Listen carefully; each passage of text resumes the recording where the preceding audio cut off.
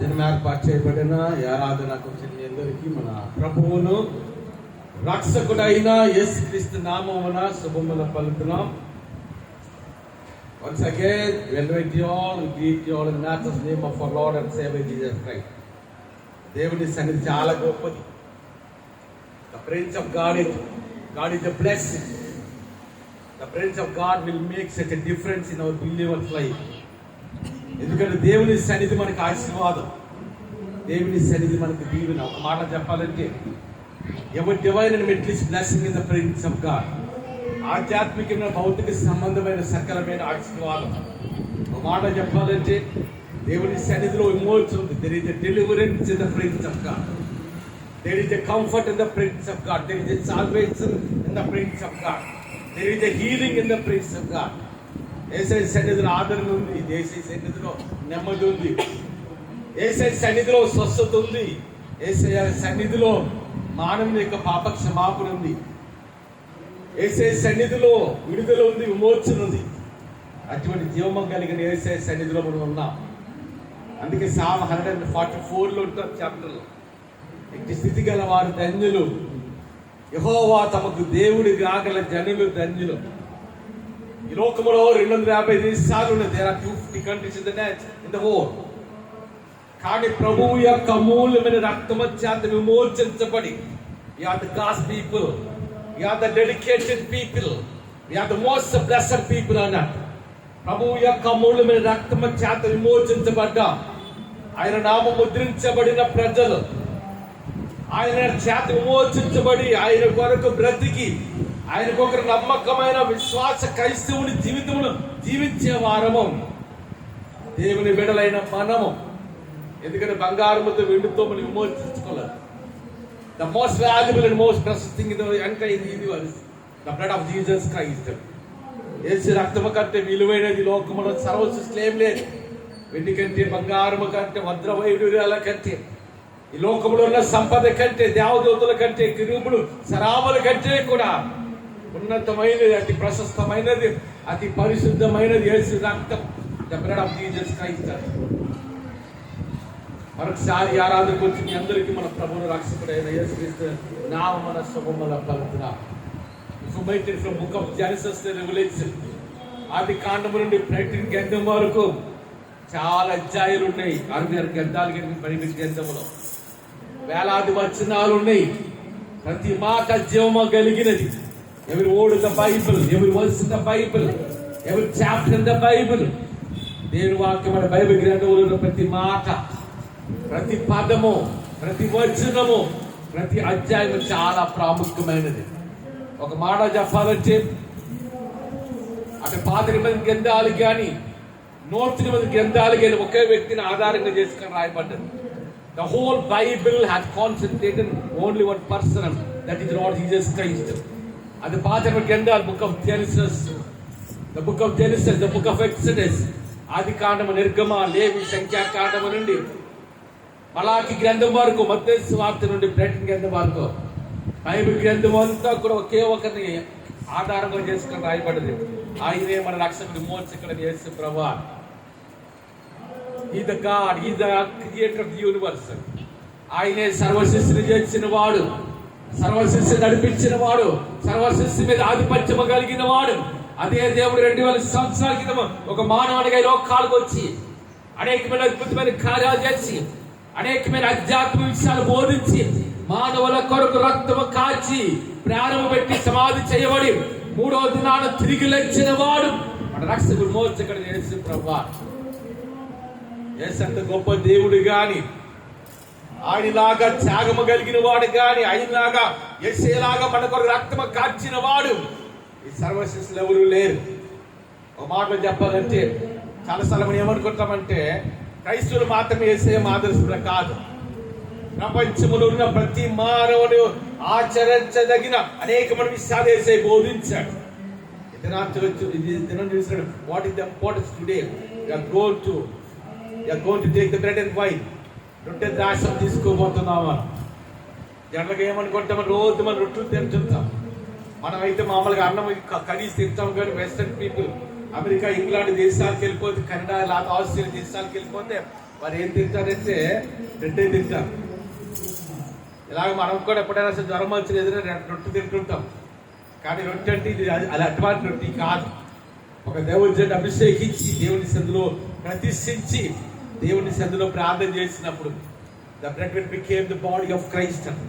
ఆ రొట్టె ఎలాగవుతుందంటే ప్రభు యొక్క శరీరముగా మార్చబడతారు. ఆ ద్రాక్షరసం అనేది ప్రభు రక్తముగా మార్చబడతాది. అటువంటి దినాన్ని మనం ఉన్నాం. యేసు ప్రభు జీవితం మానవ జాతికి ఆదర్శప్రాయం. ఇది నా చేస్తున్నాడు. చాలా మందికి మనకి అనిపిస్తుంది కదా, కొన్నిసార్లు నేను చాలాసార్లు సంవత్సరానికి ఒక 10 సార్లు ఇస్తుంటాను బాప్తిసం. మన సంఘమే కాదు, అది మన బ్రాంచ్ అవ్వచ్చు, చాలా సంఘాలను పిలుస్తుంటారు బాప్తిసం ఇవ్వడానికి. కొంతమంది నన్ను ప్రశ్న వేస్తారు, నేను చిన్నప్పటి నుండి దేవుని మందిరానికి వెళ్తున్నానండి, సండే స్కూల్కి వెళ్ళాను, వాక్యం చదివాను, ఆరాధనకి వెళ్తున్నాను, వాక్యం ప్రకారం నడుచుకుంటున్నాను. వై షుడ్ ఐ టేక్ బాప్తిసం? ఎందుకు బాప్తిసం తీసుకోవాలి? ఎందుకంటే యేసు ప్రభువారు మానవ జాతికి ఒక మాదిరి ఉంచిపోయిన వాడు, మన రక్షకుడు, మోచకుడని యేసయ్య.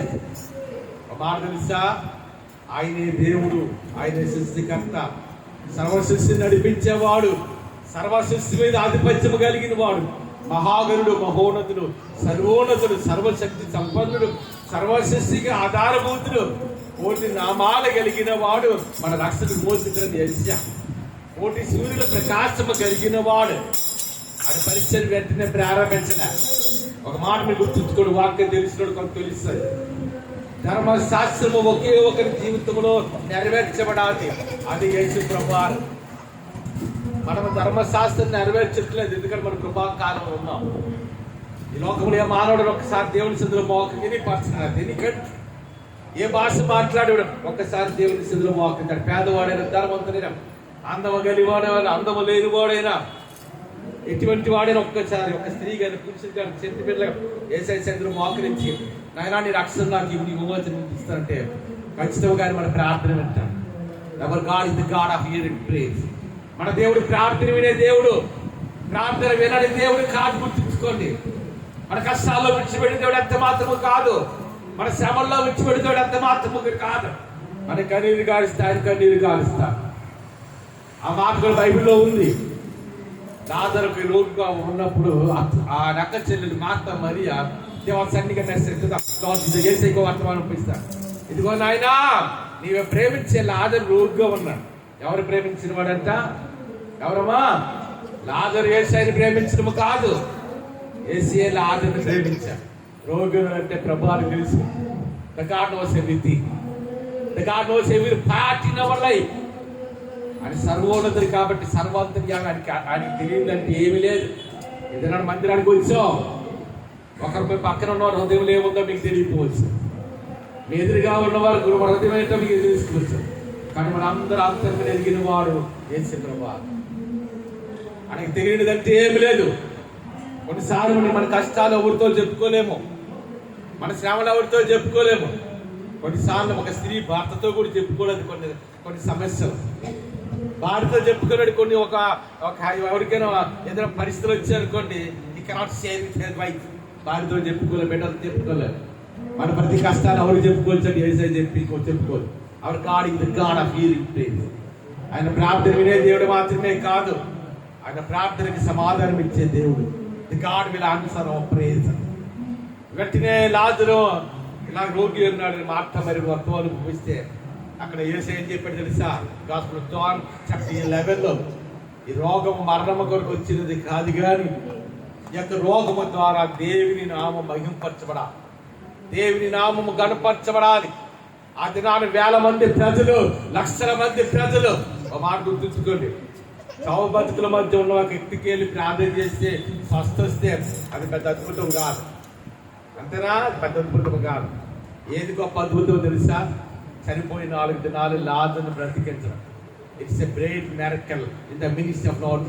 యేసయ్య పరిచయం గొప్ప అద్భుతం. 2-3 సార్లు చెప్పే మీకు ఎంతమంది జ్ఞాపకం ఉందో తెలియదు.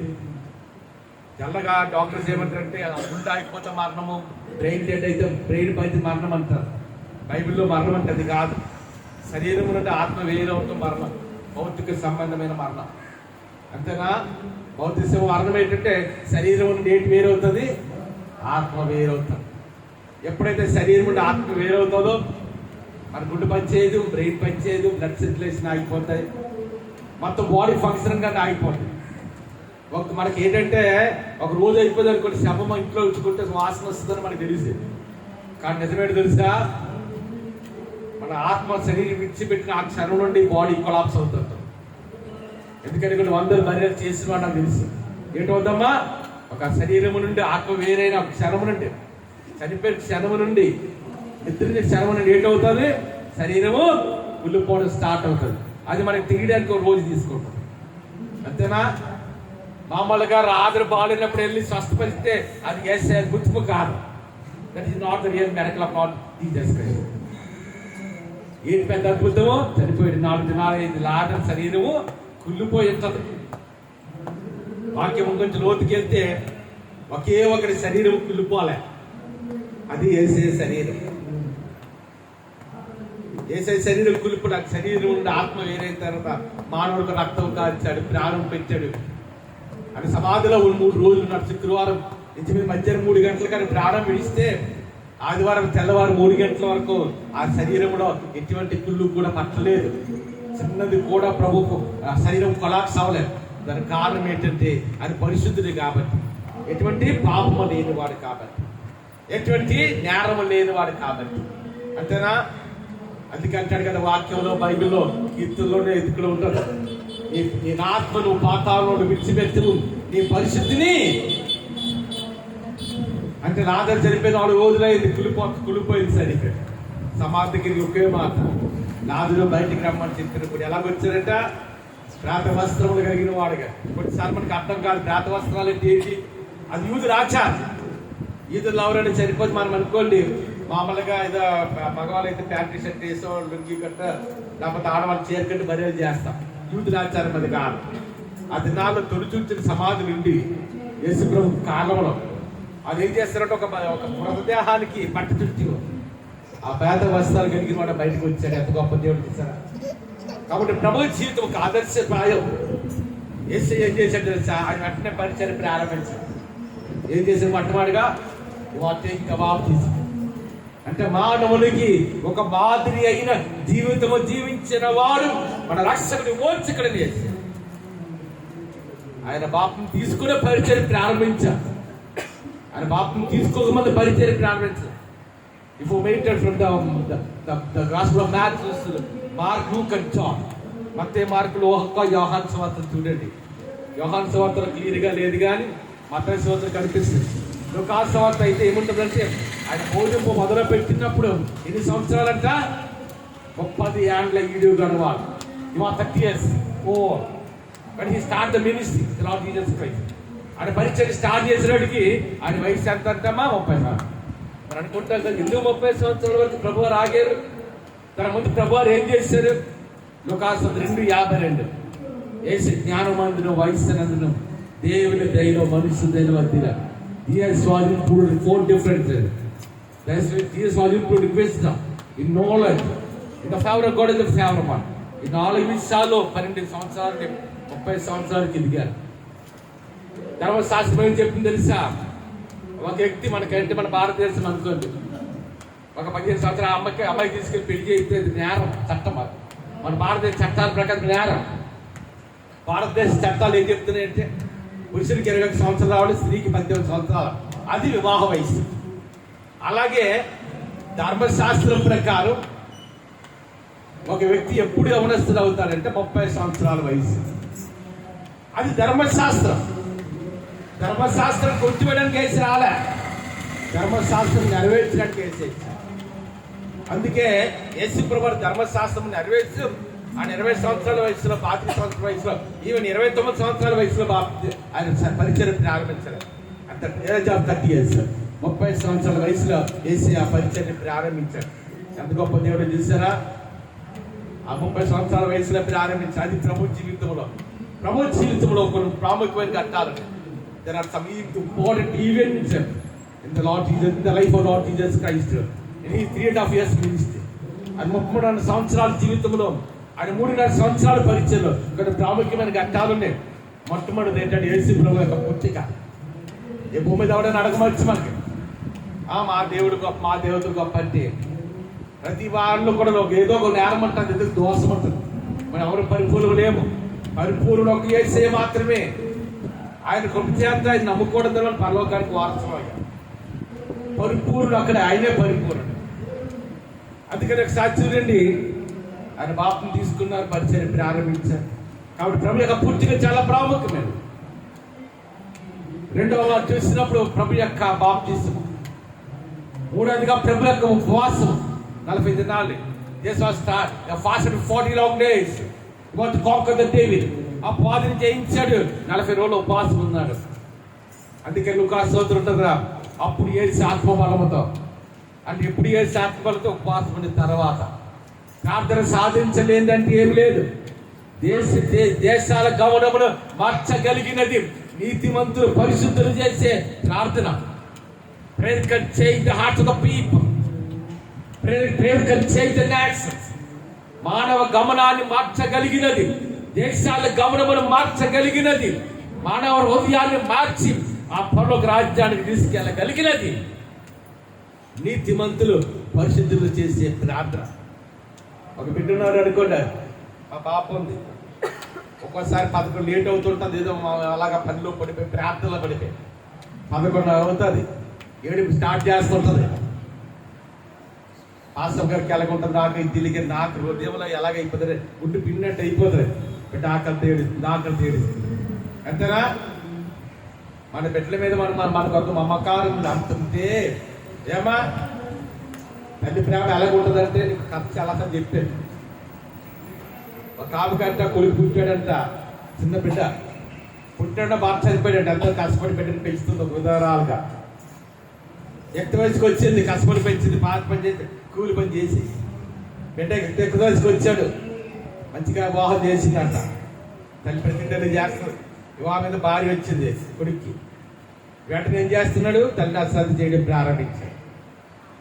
వెంటనే భార్య అంటే ఒక రోజు వచ్చినాడు, నాకు పని చేస్తావా, నీ కోరిక తీరుస్తావా, తీరుస్తాను, నేనే జరిగేది చేస్తావు మాట ఇచ్చాడు. అప్పుడు అన్నది కదా తల్లి, ఆ భార్య అంది కదా, వెళ్ళి మీ అమ్మని చంపేసి గుడికాయ తీసుకురా అన్నాడు. మాట ఇచ్చాడు, గబగబా వెళ్ళాడు, తల్లిని చంపేశాడు.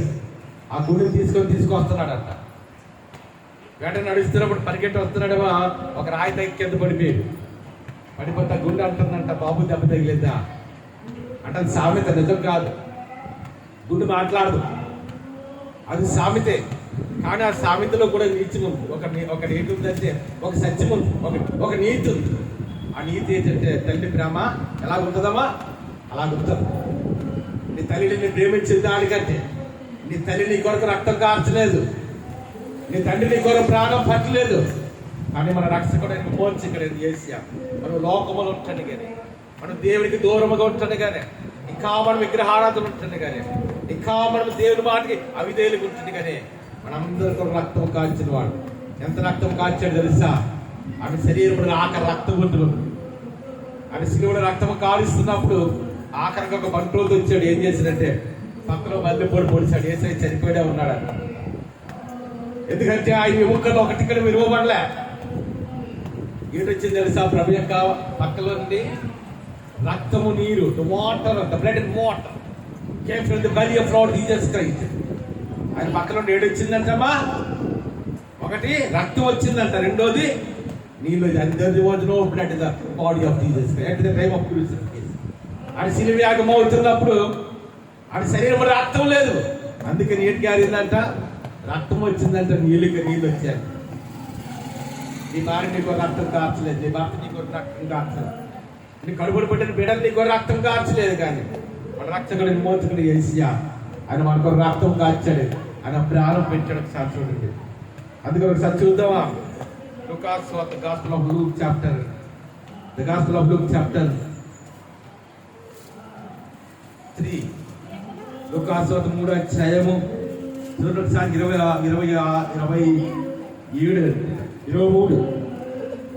యేసు మొదలు పెట్టినప్పుడు ఆయన దాదాపు 30 ఏళ్ళు నిడదలవాడు. ఎన్ని సంవత్సరాలమ్మా? At the time of when Jesus was started ministry, he was 30 years old. 30 సంవత్సరాల వయసు ఆయన బాప్తిసం తీసుకున్నాడు. అంతేనా? 30 సంవత్సరాల వయసులో ఆయన పరిచర్య ప్రారంభించాడు. ప్రభు గారు కొన్ని ప్రాముఖ్యమైన అంశాలు చేశారు. అందులో ఒకటి ఏంటంటే బలారాధన.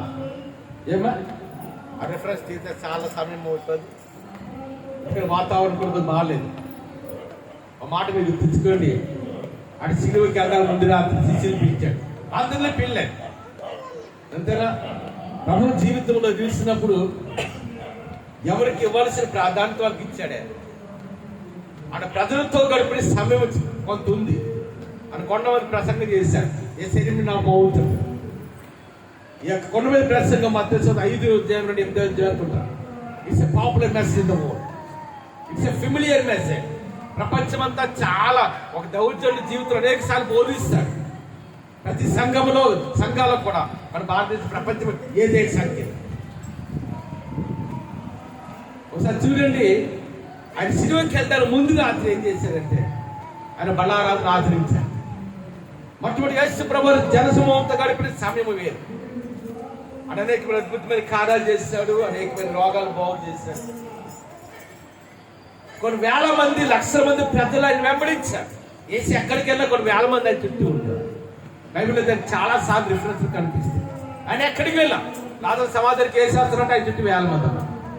ఆ గన్నేశ్వర సరస్వతికి వెళ్ళాడంటే ఆయన చుట్టూ వేల మంది అన్నారు. ఆయన పుట్టిగుడ్డి వాళ్ళకి భర్తలు మీకు కళ్ళు ఇచ్చినప్పుడు కూడా ఆయన చుట్టూ వేల మంది ఉన్నారు. జక్కయ్యని చెట్టు త్వరగా దిగి ఇంటికి వస్తున్నప్పుడు కూడా ఆయన చుట్టూ వేల మంది ఉన్నారు. అంతేనా? ప్రజలతో చేసే గడిపిస్తాడు. ఇంక రెండవదిగా తన 12 మంది శిష్యులతో గడిపిస్తాడు. కానీ at the time of transfiguration of Lord Jesus Christ, Yesu ప్రభువారు అది రూపాంతరం పొందినప్పుడు కూడా జనసమూహం మంది రూపాంతరం పొందలేదు. మత్తయి సువార్త 17-18 కనిపిస్తుంది. లేకపోతే శిష్యులు 12 మంది తీసుకెళ్ళాడు. ముగ్గురు తీసుకెళ్ళాడు. The Peter, the James and John, Pethuru, Yakobu, యోహాను. ఆయన బల్లారాధన మాత్రం ఎవరెవరు ఆచరించే తెలుసా? 12 మంది శిష్యులతో ఆచరించారు. ఆయన ఏమన్నాడు తెలుసా? ఒక రొట్టెని తీసుకున్నాడు. ఎందుకంటే చాలా మంది చదువు లేని వాడు అన్నా. ఏడు తీసుకున్నాడమ్మా? రొట్టె తీసుకున్నాడు. ద బ్రెడ్, ఆ రొట్టెని తీసుకుని ఏం చేయ తెలుసా?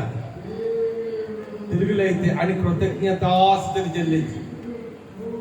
మనకి చాలా మందికి లేచి ఎలా ప్రార్థన చేసేవారు? మన కళ్ళు మూసిన ఏడు కనిపిస్తుందమ్మా? లోకం కనిపిస్తుంది. అంతేనా? కళ్ళు మూసిన ఏడు కనిపిస్తుంది మనకి? లోకం కనిపిస్తుంది. లోకమే కాదు, ఇలా కళ్ళు మూసారు కూడా ప్రార్థన చేయలేదు. అయ్యో ఇది అది ఇంకా ఇంతది కట్టలేదు, నేను ఏడు కట్టలేదు, మాకిద్దాం అనుకున్నాడు. ఏడు జ్ఞాపకం వస్తామా? ఇది అలా ఇద్దా? ఆదివారం అంటే ఏం చేయాలి మనం? ఉదయం లేచండి, వేగుజామని లేచి దవగా పరిగెట్టుకుని దేవుడి మందిరం అంటారా? ఏడు జ్ఞాపకం వస్తుంది మనకి? చికెన్ షాప్, మటన్ షాప్ జ్ఞాపకం. అంతేనా? అయ్యో పిల్లలు స్కూల్ ఫీజు కట్టలేదు నెల, అలాగా ఇవాడు జ్ఞాపకం వస్తాయి.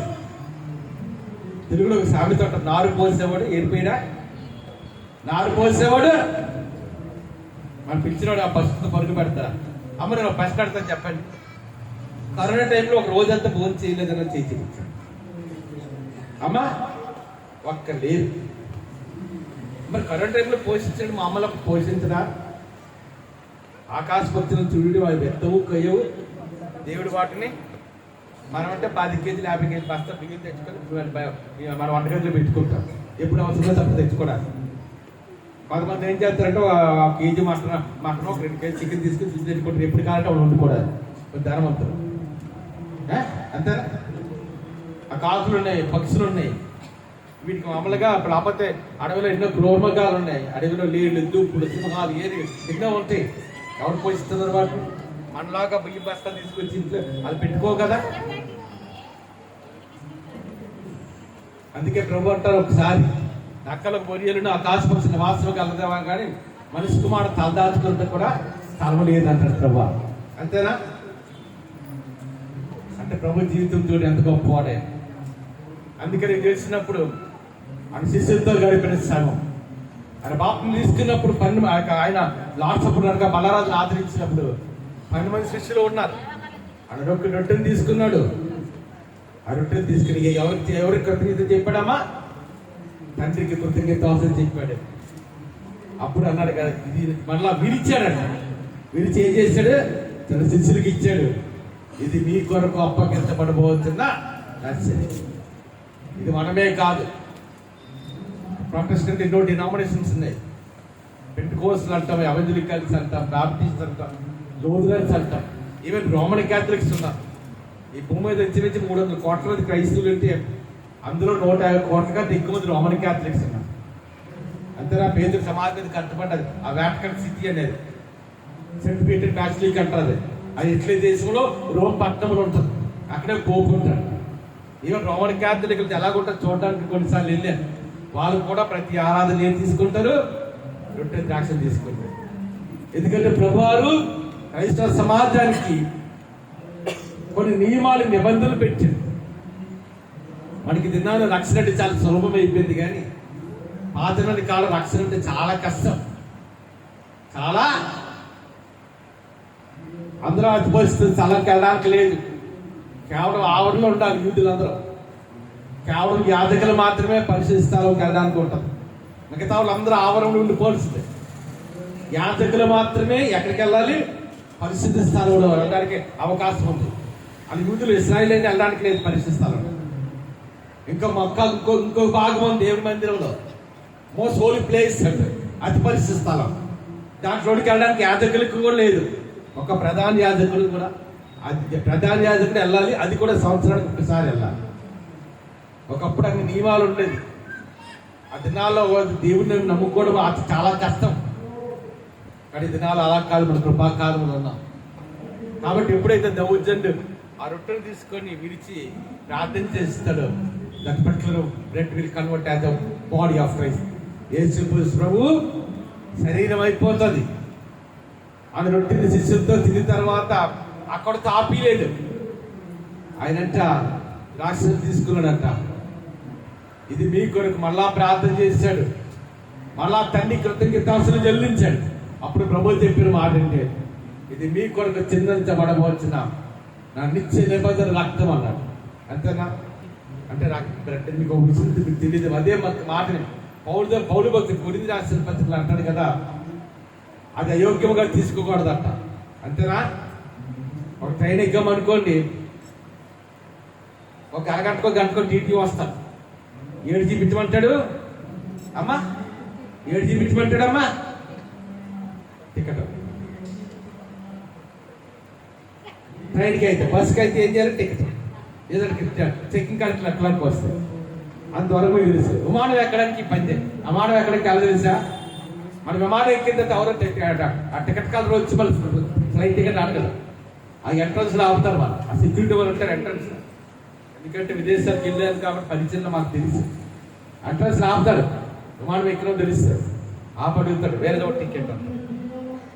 మన సపడకుండా సార్ తెలుగులో ఆడవచ్చు, హిందీలో అడిగితే ఇంగ్లీష్లో ఆడతారు. టికెట్ అడుగుతాడు. ఆ టికెట్ లేకుండా ఎయిర్పోర్ట్ లోపలికి వెళ్ళడానికి లేదు. ఎక్కడ వరకు టికెట్ కొనుక్కొని వెళ్తాం? ఇండియా, భారతదేశం వరకు. విదేశాలకు వెళ్ళాలి, అవ్వదు. టికెట్ ఉంటే అవ్వదు. ఆ ఎంట్రన్స్లో అడుగుతాడు, వేర్ ఈజ్ యువర్ పాస్పోర్ట్ అంట. ఎందుకంటే విదేశానికి ఏదైనా వేరే దేశానికి వెళ్ళాలనుకోండి, టికెట్ చూపించి లోపల విమానం ఎక్కడానికి అవ్వదు. దాని ప్రాసెస్ ఉంటుంది. ఫస్ట్ ఏంటంటే ఇమిగ్రేషన్ అంట. అక్కడ ఆఫీసర్స్ ఉంటారు. ఆ తెలుగులో ఎక్కడైనా అది ఇండియన్ గవర్నమెంట్ అపాయింట్ చేస్తుంది. వాళ్ళు గవర్నమెంట్ ఆఫీస్. మొట్టమొదటిగా పాస్పోర్ట్ చూపించమంటారు. రెండవదిగా ఏమంటాడంటే వీసా కాపీ చూపించమంటారు. మూడవదిగా ఫ్లైట్ చూపించమంటారు. టికెట్. ఈ 3 కట్టుకున్నాయి అనుకోండి, ఓకేని ఆ పాస్పోర్ట్ మీద స్టాంప్ వేస్తారు. ఆ పాస్పోర్ట్ మీద స్టాంప్ వేయకుండా మనం విమానం ఎక్కడానికి, విదేశాలకు వెళ్ళడానికి అవకాశం లేదు. అథవా పాస్పోర్ట్ కంపల్గా స్టాంప్. విదేశాలకు అయితే ఇమిగ్రేషన్ అవ్వాలి. అడుగుతారు ప్రశ్నలు, నువ్వు ఎందుకు వెళ్తున్నావు అని అడుగుతారు. తెలుగులో అయితే ముచ్చి వేసిన going to that particular country అంటారు. నన్ను అడిగితే అన్నాను, so we are having some relatives in that particular country. They have invited me since long time. I want to see them. మాకు బంధువులు వాళ్ళు ఉన్నారు, వాళ్ళు ఇన్వైట్ చేస్తున్నారు, చాలా కాకుండా వెళ్తున్నాను అని. ఓకే ఓకే అని చెప్పిన సమాధానం కట్టుకుంటే స్టాంప్ అవుతారు, లేదంటే నో సారీ రిజెక్టెడ్ అంత. మన ఫ్లైట్ టికెట్ వేస్ట్ అయిపోతే వేసేవన్నీ వేస్ట్ అయిపోయి, అంతేనా? అలాగే ఎవరు పడతారు బల్లారం తీసుకుంటే అవ్వదు, దానికి ఒక క్రమం ఉంది.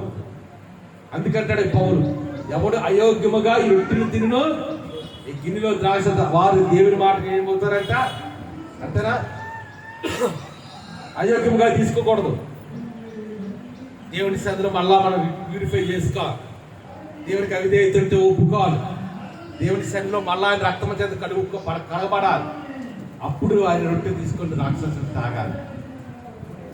అందుకని ఆయన సిలువకి వెళ్ళడానికి ముందు రాత్రి ఆయన రొట్టెను విడిచాడు, తండ్రి కొట్టిని తినిచ్చాడు, ఆ రొట్టెని శిష్యులకి ఇచ్చాడు, వారు తిన్నారు. తర్వాత రాక్షసులు తీసుకొని ఇది మా నీ కొరకు తిందించబడుతుంది రక్తం అని చెప్పాడు. ఆ తర్వాత ఏమన్నాడు తెలుసా? దీనిని నన్ను జ్ఞాపకం చేసుకున్నాడు, రిమెంబర్ మీ, నన్ను జ్ఞాపకం చేసుకుని దీనిని చేయండి. ఒకసారి హల్లు చేద్దామా? హల్లెలూయా హల్లెలూయా. ఆ చేతులు మర్చిపోయి ఇంట్లో కొంతమంది ఒక చేస్తున్నారంటే ఏమో ఇల్లు మర్చిపోయావా? చేతులు మర్చిపోయావా? చేతులు మర్చిపోతే అలాగే ఒక్కసారి హల్లు చేద్దామా? హల్లెలూయా హల్లెలూయా హల్లెలూయా. అంతేనా? కాబట్టి చాలా పరిశుద్ధమైంది అమ్మా. లార్డ్ సప్పర్ అంటే ఏదో కాదు, చాలా హోలీ ఈమెంది, చాలా పరిశుద్ధమైంది, అంతేనా? ఎవడు అయోగ్యముగా రొట్టెలు తినో ఈ పాత్రలో తాగుడు దేని దృష్టిలో ఎలాగుంటాడంట? నిందారూపం చేయబడతాడంట. ఒక దిన అత్యున్నతమైన సింహాసనం మీద మన రక్షకుడి మోర్చుకుడు వేసి ఆశించవు.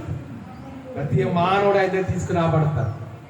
అట్ టైం ఆఫ్ జడ్జిమెంట్, అది తీర్పు దినాన అందరూ కూడా పాతాళం కూడా మృతులు అందరూ లేపబడతారు. రాత్రులు చాలా రకాల పునరుద్ధారణలు. అని తీర్పుకి ముందు అందరూ మనుషులు అందరూ లేపబడతారు, క్రైస్తవులు మాత్రమే కాదు. అందరూ అది ఆగక అత్యున్నత మనిషి మహాశిరాజు 2000 సంవత్సరాల క్రితం ఏసై కాదు, మన 2000 సంవత్సరాల క్రితం వచ్చినప్పుడు ఎలాగొచ్చాడు తెలుసా? ఆయన ఒక గొర్రె పిల్లగా లోకానికి వచ్చాడు. అందుకే యోహాను అంటాడు, the lamb of God who carries the sins of the mankind. ఇదిగో లోక పాపాలను మోసుకొని వస్తున్నాం, దేవుని గొర్రె పిల్లగా వచ్చాడు. ఇప్పుడు వచ్చినప్పుడు గొర్రె పిల్లగా రాడైనా ఎలాగ వస్తారంట? యోధా గోత్రపు పదమహస్య మహమ్మగా రాబోతున్నాడు. ప్రతి మానవుడు ఎందుకు తీసుకుని రాట? ఇప్పుడు గొర్రెలు తెలిసి అంటాడు కదా, ఇదిగో నేను ఆకలి గొర్రెంటిని నాకు ఆహారం ఇచ్చింది, నేను దాహము గొర్రెంటి నాకు దాహం ఇచ్చింది, నేను దిగంబరిని ఇంటిన వాస్తవం ఇచ్చింది, ఇదిగో నేను చెరసాల్లో ఉంటున్నాను పరామర్శించింది, రోగం ఇంటిది నన్ను చూడవచ్చింది. ఇదిగో మీ కొరకు జగత్తు పునాది వేయబడక మునిపే ఈ కొరకు సిద్ధపరిచిన ఈ పరలోక రాజ్యములోనికి వెళ్ళండి అంటారు. గొర్రెలను చూసి అడగా, ప్రభువు యొక్క అమూలమైన రక్తము చేత విమోచించబడిన దేవుని ప్రజలు చూసి 80 మేకలు చూసి అంటాడు కదా, వారికి అది ఏదైనా ఎట్టంది అలా. పరలోకమని నిత్యత్వమే, ఈ లోకంలో అయితే 70-80 సంవత్సరాలు అయిన పాటు వైభవం రాయిస్తుంది. అసలు 40 సంవత్సరాలు స్టార్ట్ అయితే చిన్న చిన్న బలహీనతలు, అంతేనా? ఒకప్పుడులా కాదు, ఒకప్పుడైతే 60 సంవత్సరాలకి అనారోగ్యాలు వచ్చి, ఇప్పుడు అలా కాదు. 40 సంవత్సరాలు స్టార్ట్ అవుతుంది. ఏం స్టార్ట్ అవుతాయమ్మా? ఈ షుగర్లు, హార్ట్ ప్రాబ్లం, ఈ ప్రాబ్లం, ఆ ప్రాబ్లం. ఇంకొంతకాదు నాతో కొంచెం అమనస్తులు వచ్చి ప్రార్థన చేయండి. ఏమని ప్రార్థన చేయమంటున్నావు అంటే, అయ్యారు నోకాళ్ళు పెట్టేస్తున్నాయండి. ఎవరికంటే నోకాళ్ళప్పుడు 22-23 సంవత్సరాలు ఎవరు వస్తుంది. ఒకప్పుడు మోకాళ్ళప్పుడు అంటే 60-70 సంవత్సరాలకు వచ్చి, ఇప్పుడు అలా లేదు, అంతేనా? రోజుల పరిస్థితి చూడండి. మనం ఇంకా 50 సంవత్సరాలు వచ్చి నిలబడలేము, కూర్చోలేము. మా మామ కారు ఉండేది 80 సంవత్సరాల్లో పర్లాక కూడా దగ్గరుండి నా పెళ్లికి వచ్చింది. 80 సంవత్సరాల వయసు. అప్పుడు తిల్లివేరు. అప్పుడు ఏం తినేవారమ్మా? గంట అన్నం, అంబలి. ఇప్పుడు అలా కాదు. మన తింటారు కాయగూరలు కరెక్ట్ కాదు, మన తింటారు చికెన్ వాటర్లు కరెక్ట్ కాదు, మన కొట్టని చేపలు ఉన్నాయి. సముద్రం చేప పర్లేదు, సముద్రం పెరుగుతుంది. చెరువు చేప తినాలనుకోండి, అది ఏడేడు పెంచుతుంది తెలుసా నీకు?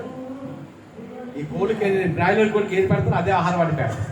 మన తింటారు చికెన్ కట్టలేదు, మటన్ కట్టలేదు, అని గాలి పిలిస్తే గాలి పొల్యూషన్. అందుకే మనసుకి ఏంటంటే 30 సంవత్సరాలుగా బలహీనత స్టార్ట్. అందుకంటున్నారు ఒక 100 సంవత్సరాలు బతుకుతాయి ఈ భూమి మీద.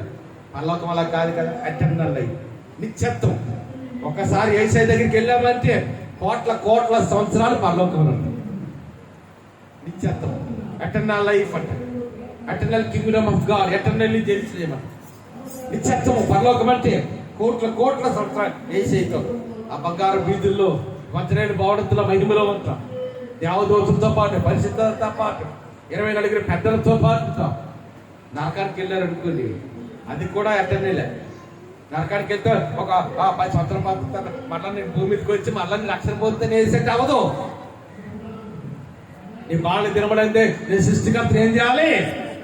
లోకములు ఉంటుంది కానీ, మన సజీవి లెక్కలు ఉంటుంది కానీ యేసయ్య నిజమైన దేవుడిగా తెలుసుకోవాలి. ధనవంతుడు ఏమంటున్నాడు? అబ్రహాము రూమును ఆనుకుని ఆదరణ చేసి, నాయనా నాకు ఇంకా 5 అన్నదమ్ములు ఉన్నారు, వాడికి చెప్తుంది ఆయన నాదను పంపించి సువార్త చేస్తాడు. ఒకసారి నరకానికి వెళ్ళిన తర్వాత కోట్ల సంవత్సరం నరకంలో ఉండవలసిందే. మళ్ళీ 1000 సంవత్సరాల తర్వాత నేను మళ్ళీ భూమి మీదకి వస్తాను, మళ్ళీ యేసయ్య నమ్ముకుంటే అవదు. పరలోకానికి వెళ్ళని ఇచ్చేస్తుంది, నరకానికి వెళ్ళని ఇచ్చేస్తుంది. అంతేనా? అందుకని ప్రభువారు ద్రాక్షరసం తాగి ఇది నన్ను జ్ఞాపకం చేసుకున్నారు. క్రైస్తవ సమాజానికి ఏంటుంది? పాపం తీసుకోవాలి, ఎందుకంటే యేసయ్య పాపం తీసుకున్నాడు. మన రొట్టె తీసుకోవాలి, ద్రాక్షరసం తీసుకోవాలి ప్రతిన, ఎందుకంటే యేసయ్య తీసుకున్నాడు. The Lord Jesus Christ, the Redeemer, the Savior of the mankind. అందుకని మానవుడికి ఏంటి? ఒక మాదిరి ఉంచిపోయిన దేవుడు. అవి యేసుప్రభు శరీరం రొట్టె విడిచిపోతున్నాం, రక్త ద్రాక్ష పానం చేయబోతున్నాం. సిద్ధపాటు కలిగిన జీవితంతో, పరిశుద్ధమైన హృదయంతో. యేసయ్య 3 రకాల స్వస్థతలు ఇవ్వడానికి యేసయ్య లోకానికి వచ్చారు. మనం అనుకుంటాము కదా, నాకు ఎప్పుడైనా జ్వరం వస్తే, జబ్బు వస్తే యేసయ్య నామములో ప్రార్థన స్వస్థత అవ్వచ్చు, నిజం అవ్వచ్చు. నీకు రోగాన్ని బాగు చేయడానికి యేసయ్య రాలే. బైబిల్ మీరు ఆదికాండం 1:1 వచ్చింది. ప్రకటన కింద ఆఖరి వచ్చిన చూడండి, నేను రోగాలు బాగు చేయడానికి వచ్చాను అన్న మాట అక్కడ కనిపించింది. కానీ బైబిల్ ఏమో తెలుసా? పాపులు రక్షించడానికి క్రీస్తు చేసి లోకానికి వచ్చి. ఎందుకు వచ్చాడు లోకానికి? అమ్మా ఎందుకు వచ్చాడు? మన ఆత్మను రక్షించాలి. ఈ లోకాన్ని విడిచిపెట్టిన పరలోక రాజ్యానికి వారసులు చేయగాలి. అందుకొరకు వేసి మొట్టమొదటిగా వచ్చాం. అది ఆధ్యాత్మికమైన రక్షణ. వేసే జగగృహంలోకి వెళ్ళినప్పుడు ఇతరులను అబ్రహాము కుమారుడు ఎలాగనగా నేడు ఈ ఇంటికి ఏడు వచ్చిందంట, రక్షణ వచ్చింది. గాస్పెల్ ఆఫ్ లూక్ చాప్టర్ 19 లోకాసు 19 ఆ రక్షణ అంటే ఏమనుకుంటారు? అంటే 3 విధాలుగా రక్షణ ఉంటుంది. ఒకటి ద స్పిరిచువల్ సాల్వేషన్, ఆధ్యాత్మికమైన రక్షణ. అంటే మన పాపాలను క్షమించి మన రక్తమ జాతమాలు కడిగి మన పరలోకాలు తీసుకెళ్ళడానికి యేసయ్య వచ్చాడు. ఏమా ఎవరైనా మన అడిగారు అనుకోండి, అమ్మ యేసయ్యని ఎందుకు నమ్ముకున్నావు నువ్వు? అయ్యా యేసయ్యని ఎందుకు నమ్ముకున్నావు? నాకు ఉద్యోగం ఇచ్చారంటే యేసయ్యని నమ్ముకున్నాను కాదు. నా వ్యాపారం అండి అందుకని యేసయ్యని నమ్ముకున్నాను, వ్యాపారం బాగుంది అందుకని కాదు. లేకపోతే నాకు అనారోగ్యం బాధపడితే ఏ డాక్టర్లో బాగు చేయలేదు, యేసయ్య దగ్గరికి వచ్చి బాగుపడదు, అందుకు అది కాదు. మనం యేసయ్య నమ్ముకోవడం మొట్టమొదటి ఉద్దేశం ఏంటి తెలుసా? బైబిల్లో ఒకే ఒక వచనం చెప్పండి, ఏం చెప్తారు తెలుసా? The gospel of John chapter 3:16, Yohanu chapter 3:16 ఉంటుంది. దేవుడి లోకమును ఎంతో ప్రేమించారు కాగా ఆయన ద్రవ్యతే కుమారునిగా పుట్టిన వాడి యందు విశ్వాసముంచి ప్రతి వాడు నశింపక నిత్య జీవం పొందినట్లు ఆయన అనుగ్రహించారు. అంటే రక్షణ అంటే మొట్టమొదటి మనం చనిపోతే అక్కడికి వెళ్ళాలి, మన పరలోకాలు తీసుకెళ్ళడానికి వేసేది దాన్ని ఆధ్యాత్మికమైన రక్షణ అంటారు. ఇంకా రెండో రక్షణ ఏంటి తెలుసా? ద మెంటల్ సాల్వేషన్, మానసిక రక్షణ. యేసయ్య నమ్మకం మన మనసు ఎక్కడ ఉంది? బాప్తిస్మం ఇచ్చాను అడుగుతాం, అమ్మా